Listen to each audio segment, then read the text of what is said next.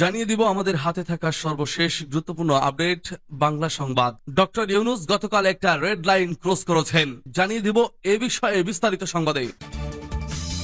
এরপর জানিয়ে দিব দিল্লির পথে কিংস পার্টি উত্থান রাষ্ট্রিক হলেও পতন স্বাভাবিক, এবং জানিয়ে দিব মেয়র হিসেবে ইশরাককে শপথ না পড়াতে আইনি নোটিশ।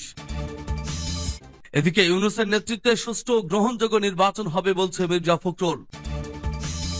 আরো জানিয়ে দেব সীমান্তে বিএসএফ এর হত্যা বন্ধে সরকারকে জোরালো প্রতিবাদ করতে হবে।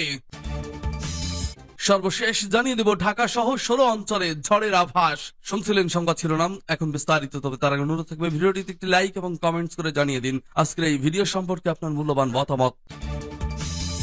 ডক্টর ইউনূস গতকাল একটা রেড লাইন ক্রস করেছেন। উনি বলেছেন আওয়ামী লীগ ইলেকশনে আসবে কিনা এটা তারা ডিসিশন নেবে। এই কথা বলার কোনো অধিকার ডক্টর ইউনূসের নাই, কারণ আওয়ামী লীগ নির্বাচনে অংশগ্রহণ করবে কিনা সেই ডিসিশন এই দেশের মানুষ নেবে। 5ই আগস্ট মানুষ আওয়ামী লীগের ব্যাপারে তাদের ডিসিশন জানায় দিচ্ছে। তারপরও যদি আরো প্রয়োজন হয় গণভোট হোক, গণভোটে মানুষ বলুক আওয়ামী লীগ নিষিদ্ধ হওয়া উচিত কিনা। বাট কোনোভাবেই আওয়ামী লীগকে এই ডিসিশন নেওয়ার অধিকার দেওয়া যাবে না। ডক্টর ইউনূসকে মনে রাখতে হবে তাকে আমেরিকা বা ইউরোপের এমবেসি ক্ষমতায় বসায়নি, ক্ষমতায় বসাইছে এই দেশের মানুষ। তাকে এই দেশের মানুষের কথা মতোই দেশ চালাতে হবে, আমেরিকা বা ইউরোপের কথা মতো না। আওয়ামী লীগ কোন রাজনৈতিক দল না, এটা একটা সন্ত্রাসী সংগঠন। আওয়ামী লীগের ফিরে আসার ব্যাপারে যে বা যারা হেল্প করতে চাইবে তারাই জুলাইয়ের গাদ্দার হিসেবে পরিচিত হবে। ইউনূস নিজেও যদি আওয়ামী লীগের পক্ষে কথা বলে, ইউনূসের বিরুদ্ধে দাঁড়াইতে আমরা 1 সেকেন্ডও সময় দেব না। দিল্লির পথে কিংস পার্টি উত্থান রাষ্ট্রিক হলেও পতন স্বাভাবিক। কিংস পার্টি হিসেবে পরিচিত রাজনৈতিক দলগুলো এখনো বিলীনের পথে। তাদের উত্থান রাষ্ট্রিক হলেও পতন হয়েছে স্বাভাবিক গতিতে। 1/11 পর দেশের পরিবর্তিত পরিস্থিতিতে বেশ কয়েকটি রাজনৈতিক দলের জন্ম হয়। এসব দল সবার কাছে কিংস পার্টি হিসেবে ব্যাপক পরিচিতি পায়। তৎকালীন তত্ত্বাবধায়ক সরকারের সমর্থনপুষ্ট রাজনৈতিক দলগুলোর শুরুতে যথেষ্ট সরব থাকলেও এখন চুপসে গেছে। একই পরিণতি হয়েছে আওয়ামী লীগ সরকারের আমলে জন্ম কিংস পার্টি খ্যাত দলগুলোরও। জাতীয় নির্বাচনের আগে গড়ে ওঠা এসব দলের শুরুতে চাকচিক্য সুবিশাল কেন্দ্রীয় কার্যালয় থাকলেও ভোটের শেষে আর খোঁজ নেই। এরই মধ্যে অনেক দল হারিয়ে গেছে, আবার কোনটি ভেঙে হয়েছে খন্ড খন্ড। রাজধানীর বাইরে ভঙ্গুর দলগুলোর তেমন কোনো সাংগঠনিক কাঠামো নেই, আর যেসব জেলায় কাঠামো আছে সেখানে নেই তাদের কোনো কার্যালয়। আবার কোথাও কার্যালয় থাকলেও নেই কোনো সাইনবোর্ড, কয়েকটির আবার কোনো অস্তিত্ব নেই। সে সময় প্রকাশ্যে তত্ত্বাবধায়ক সরকার এবং পরবর্তী সময়ে আওয়ামী লীগ সরকারের পক্ষে নানা বক্তব্য দিলেও এখন দলগুলোর নেতাদের দাবি তারা কেউ কিংস পার্টি ভুক্ত ছিলেন না। এমন বাস্তবতার মধ্যেই গত 8 মাসে 25টি রাজনৈতিক দলের আত্মপ্রকাশ নিয়ে নানা মহলে আলোচনা সমালোচনা চলছে। 1/11 রাজনৈতিক পট পরিবর্তনের পর যেসব দল কিংস পার্টি হিসেবে পরিচিত পায় সেগুলোর মধ্যে উল্লেখযোগ্য হল বিএনপির সাবেক নেতা ফেরদৌস আহমেদ। মেয়র হিসেবে ইশরাককে শপথ না পড়াতে আইনি নোটিশ।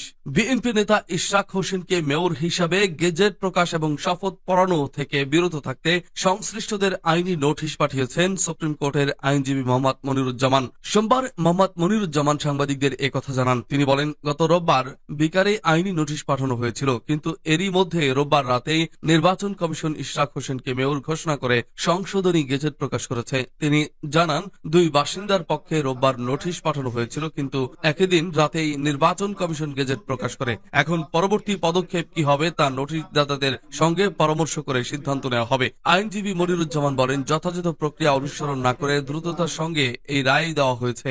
আমরা ধারণা করেছিলাম নির্বাচন কমিশন ইসি ট্রাইব্যুনালের রায় চ্যালেঞ্জ করবে, কিন্তু তা করা হয়নি। বরং আইন উপদেষ্টার মন্তব্য অনুযায়ী আইন মন্ত্রণালয়ের মতামত না দিয়ে সংশোধনী গেজেট প্রকাশ করা হয়েছে। তিনি আরো বলেন, ট্রাইব্যুনাল এমন কোনো আদেশ দিতে পারে না যার কার্যকারিতা নেই। এখানে মেয়রের মেয়াদ শেষ হয়ে গেছে এবং অধ্যাদেশের মাধ্যমে মেয়র পদ শূন্য ঘোষণা করা হয়েছিল। ঢাকার কাকরাইলের বাসিন্দা মোহাম্মদ রফিকুল ইসলাম মোহাম্মদ মামুনুর রশিদ এর পক্ষে স্থানীয় সরকার বিভাগের সচিব, আইন সচিব, প্রধান নির্বাচন কমিশনার, নির্বাচন কমিশন সচিব, যুগ্ম জেলা জজ মোহাম্মদ নুরুল ইসলাম ও মোহাম্মদ ইশরাক হোসেনের কাছে আইনি নোটিশ পাঠানো হয়েছিল। উল্লেখ্য, গত 27 মার্চ ঢাকার প্রথম যুগ্ম জেলা জজ ও নির্বাচনী ট্রাইব্যুনালের বিচারক মোহাম্মদ নুরুল ইসলাম 2020 সালের ঢাকা দক্ষিণ সিটি কর্পোরেশনের নির্বাচনের ফলাফল ফজলে নূর তাপসকে বিজয়ী ঘোষণা করার সিদ্ধান্ত বাতিল করেন এবং বিএনপি নেতা মোহাম্মদ ইশরাক হোসেনকে মেয়র ঘোষণা করেন। রোববার রাতে ইশরাক হোসেনকে ঢাকা দক্ষিণ সিটি কর্পোরেশনের মেয়র ঘোষণা করে গেজেট প্রকাশ করেছে নির্বাচন কমিশন।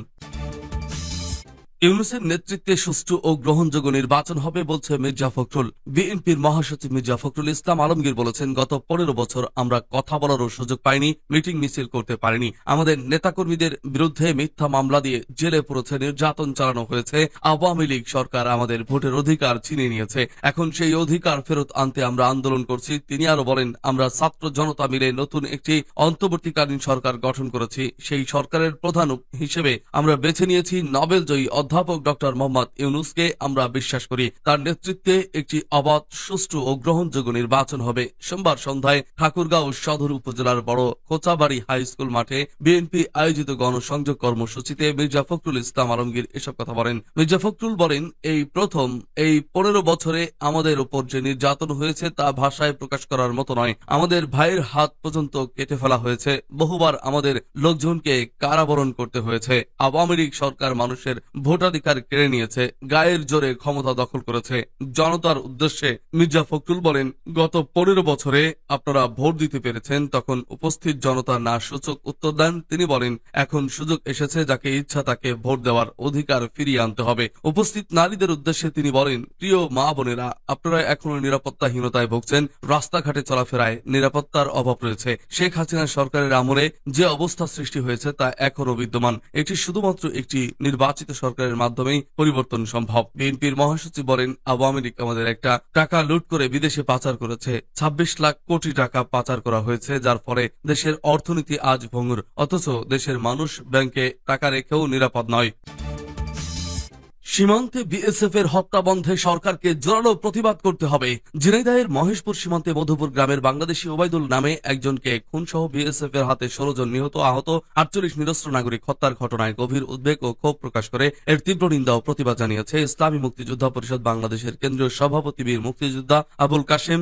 সোমবার গণমাধ্যমে পাঠানো এক বিবৃতিতে মুক্তিযোদ্ধা আবুল কাশেম বলেন, বাংলাদেশ ভারত সীমান্তে নিরস্ত্র বাংলাদেশিদের হত্যা বন্ধ করেছে না বিএসএফ। দুই দেশের সরকার প্রধান ও বিজেপি বিএসএফ এর শীর্ষ পর্যায়ের বৈঠকে বারবার প্রতিশ্রুতি দিলেও সীমান্তে আগ্নেয়াস্ত্র ব্যবহার চলছেই বিএসএফ এর। এভাবে ভারতকে আর কোনো ছাড় নয়, এখনো প্রতিবাদ ও প্রতিরোধ গড়ে তুলতে হবে। তিনি বলেন, কিশোরী, ফেলানি, স্বর্ণা বা জয়ন্ত নয়, ভারতীয় সীমান্তরক্ষী বাহিনী নিয়মিত বাংলাদেশের নিরস্ত্র মানুষকে সীমান্তে গুলি ও নির্যাতন করে হত্যা করেছে। গুজরাটের কসাই, মোদী ও বিজেপির উগ্রবাদীরা ভারতের অভ্যন্তরে হত্যাযজ্ঞ চালাচ্ছে। এখন তারা বাংলাদেশকেও অশান্ত করতে সীমান্তে হত্যায় মেতে উঠেছে।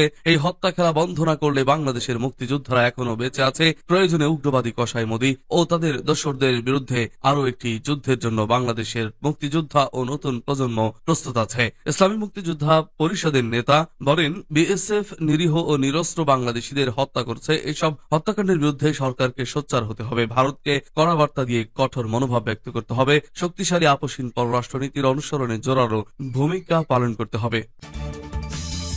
ঢাকা সহ 16 অঞ্চলে ঝড়ের আভাস।